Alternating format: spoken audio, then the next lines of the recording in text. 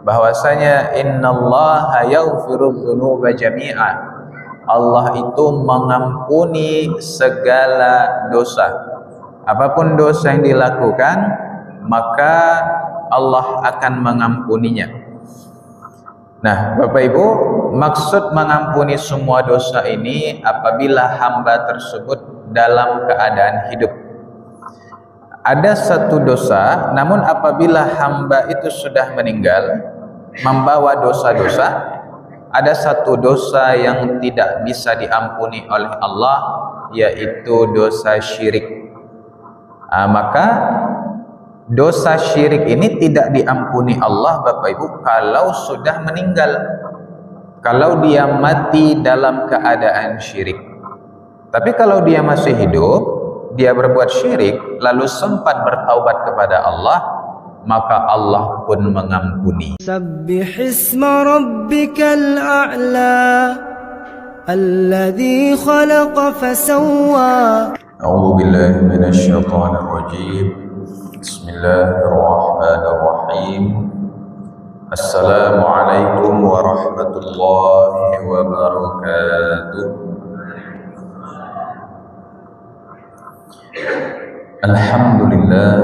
Alhamdulillahilladzi bini'matihi tatimmus shalihat, walhamdulillahi ala kulli hal wa fi kulli hal, walhamdulillahilladzi ahyana ba'dama amatana wa ilaihin nusyur, wa ashhadu an la ilaha illallah wahdahu la syarika lah, wa ashhadu anna sayyidana Muhammadan abduhu wa rasuluh alladzi la nabiyya wa rasula ba'dah, wa sallallahu alaihi wa ala alihi wa ashabihi wa baraka wa sallam.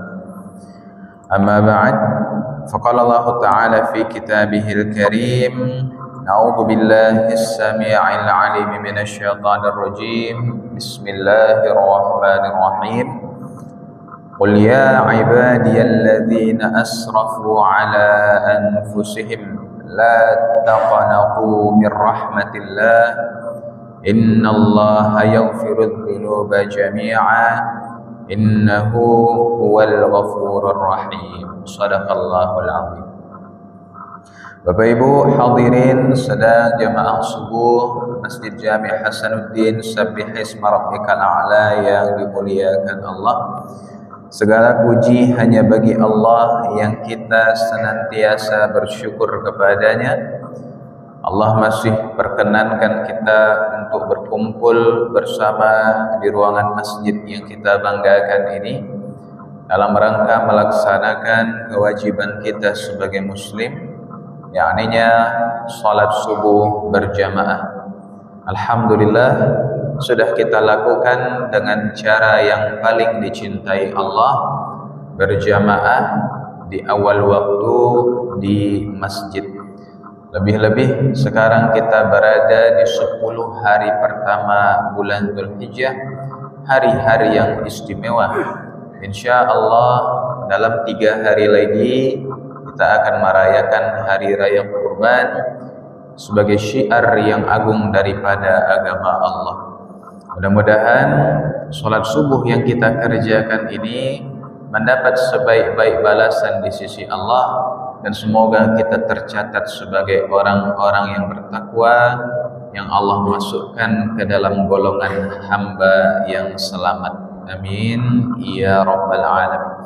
Dan salawat dan salam kepada baginda Rasulullah Nabi kita Muhammad sallallahu alaihi wasallam. Yang terhormat Ketua Pengurus Masjid Jami' Hasanuddin beserta jajarannya, yang terhormat para tokoh masyarakat Tungku Tigo Sajarangan, Didik Mama, Alim Ulama Cadia Pandai, Kapai Tampai Batanyo, Kapulang Tampai Kaba Barito. Yang terhormat ustadz-ustadz kita yang senantiasa standby mendampingi dan mengimami salat-salat kita, umumnya seluruh jamaah Masjid Jami', tidak disebut nama dan gelar, insya Allah kita semua dimuliakan Allah. Amin ya rabbal alamin. Lai sehat-sehat sadunya Bapak Ibu. Alhamdulillah. Bapak Ibu yang dimuliakan, kita lanjutkan bahasan kita dalam kitab Al-Arba'in An-Nawawiyah, yang alhamdulillah kita sudah sampai di hadis terakhir dalam kitab ini, hadis yang ke-42. Terlebih dahulu kita bacakan ayat yang berkaitan dengan hadis ini. Quran surah Az-Zumar surah 39 ayat 53. Allah Subhanahu wa taala berfirman, A'udzubillahi minasyaitonir rajim. Qul ya ibadiyalladzina asrafu ala anfusihim. Katakanlah, wahai hamba-hambaku yang melampaui batas terhadap diri mereka sendiri. La taqnatu mir rahmatillah. Janganlah kamu berputus asa dari rahmat Allah. Innallaha yaghfirudz dzunuba jami'a. Sesungguhnya Allah mengampuni semua dosa. Innahu huwal ghafurur rahim.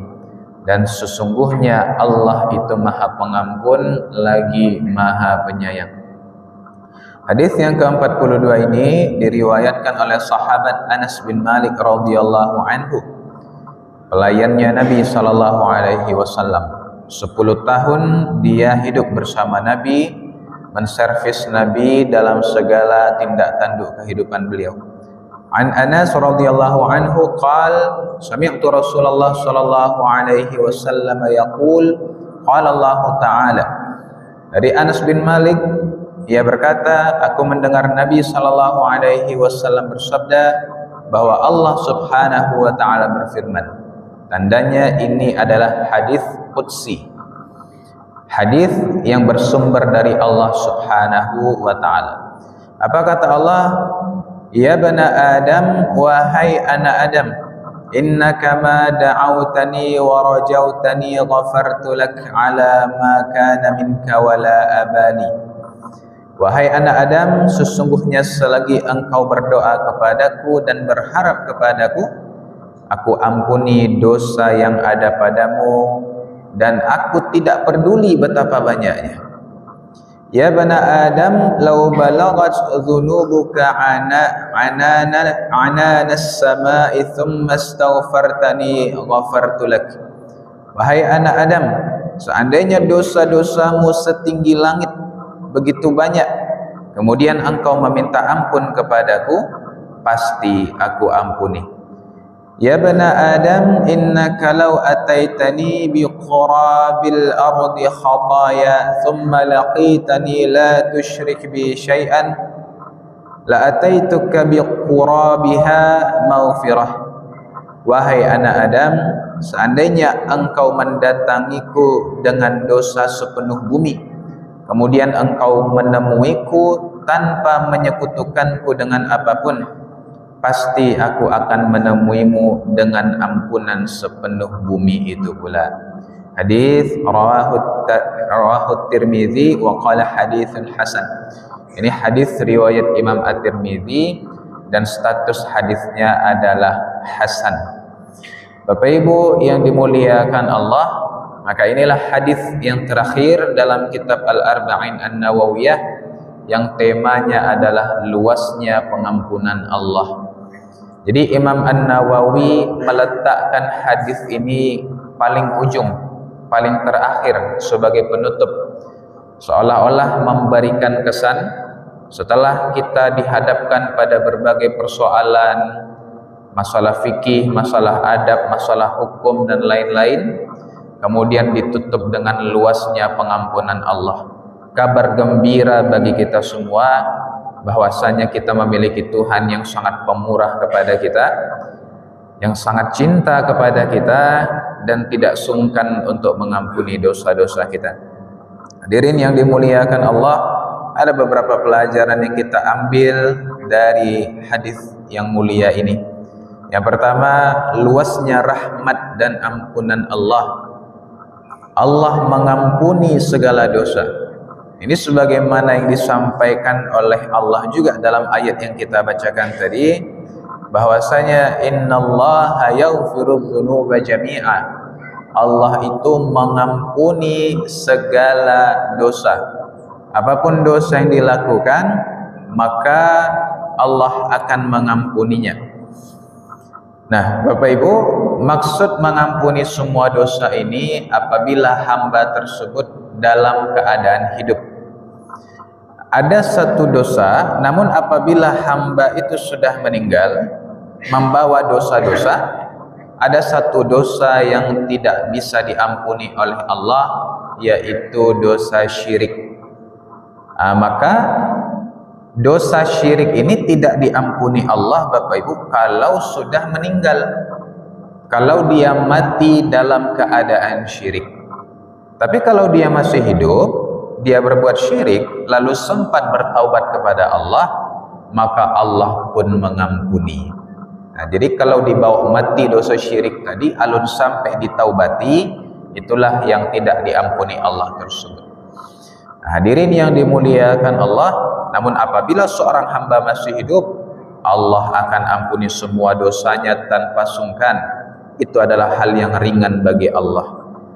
Nah, Bapak Ibu yang dimuliakan, dan Allah menyampaikan kepada kita dalam hadis tersebut bahwasanya walaupun dosa kamu itu setinggi langit, walaupun sepenuh bumi, Allah tetap akan mengampuni juga. Apabila setinggi langit dosa tersebut, maka setinggi langit pula ampunan Allah. Apabila sepenuh bumi dosa tersebut, maka sepenuh bumi pula rahmat Allah mendahului murkanya. Barang siapa yang mendekati Allah berjalan, Allah mendekatinya berlari. Allah itu sangat menyambut kita. Bapak Ibu hadirin yang dimuliakan Allah, kemudian pelajaran kedua yang kita ambil, doa dan harapan kepada Allah adalah sebab ampunan.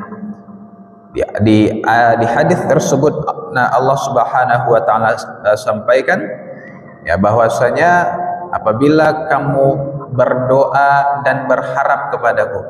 Inilah dua poin penting Bapak Ibu yang mesti kita lakukan kepada Tuhan kita. Yang pertama berdoa, yang kedua berharap. Rasul-rasulnya sama, tapi berbeda sabananya Bapak Ibu, ada perbedaan.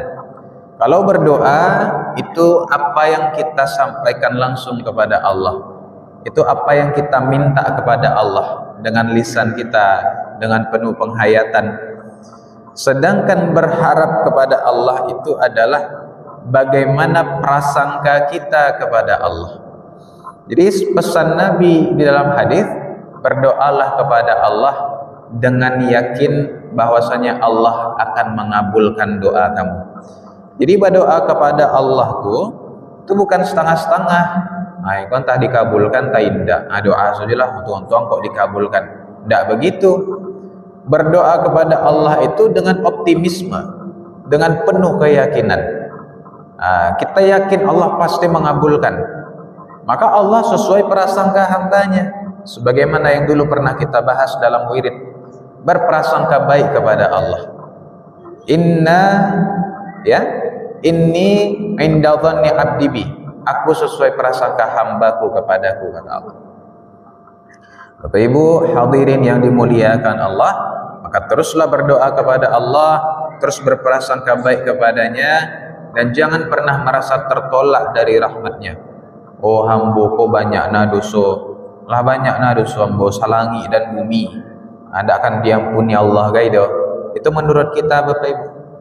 Allah itu maha pengampun, bahkan dalam sekejap dosa yang sebesar bumi tadi itu bisa hilang di hadapan Allah disebabkan luasnya pengampunannya. Hadirin yang dimuliakan Allah, pelajaran ketiga, istighfar memiliki kedudukan yang sangat agung. Nah, Allah berfirman ya bahwasanya barang siapa yang berbuat keburukan lalu memohon ampun kepada Allah, niscaya ia akan dapati Allah maha pengampun lagi maha penyayang.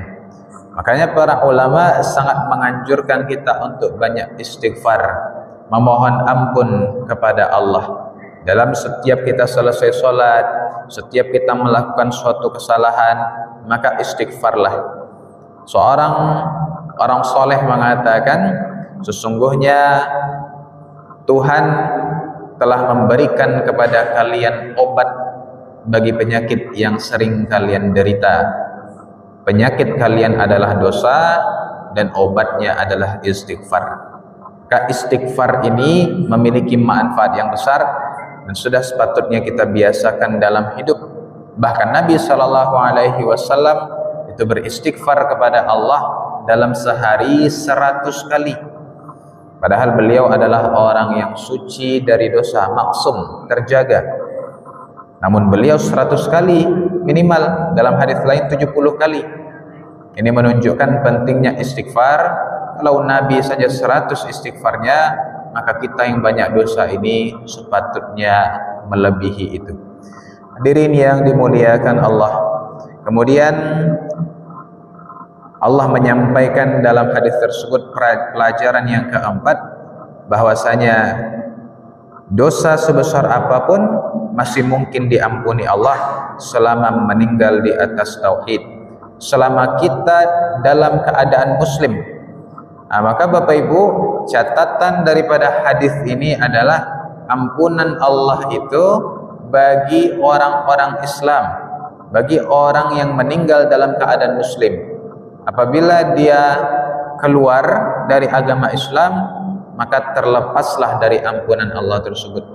Makanya di ayat Al-Quran surah Ali Imran yang biasa diulang-ulang oleh khatib ketika berkhutbah, ya ayyuhalladzina amanu taqullaha haqqa tuqatih, bertakwalah kepada Allah dengan sebenar-benar takwa, wala tamutunna illa wa antum muslimun, dan janganlah kamu mati kecuali kamu dalam keadaan Islam. Jangan sampai kita mati di atas kekafiran, naudzubillah. Pastikan sampai akhir hayat kita tetap istiqamah dalam keislaman, tetap istiqamah dalam amal soleh, sampai kita menyebut la ilaha illallah di penghujung daripada hidup kita. Aqulu qawli hadza wa astaghfirullah li wa lakum wa sallallahu ala nabiyyina Muhammadin wa ala alihi wa sahbihi ajmain walhamdulillahi rabbil alamin. Subhanaka Allahumma bihamdika asyhadu an la ilaha illa anta astaghfiruka wa atubu ilaik. Itu seketik yang bisa Ambo sampaikan Bapak Ibu, dan berakhirlah bahasan kita dalam kitab Al-Arba'in An-Nawawiyah. Mudah-mudahan Allah memberkahi kita dari ilmu yang didapatkan dari kitab ini, dan semoga kita tergolong masuk ke dalam orang-orang soleh yang diridhoinya. Terima kasih, banyak maaf. Wassalamualaikum warahmatullahi wabarakatuh.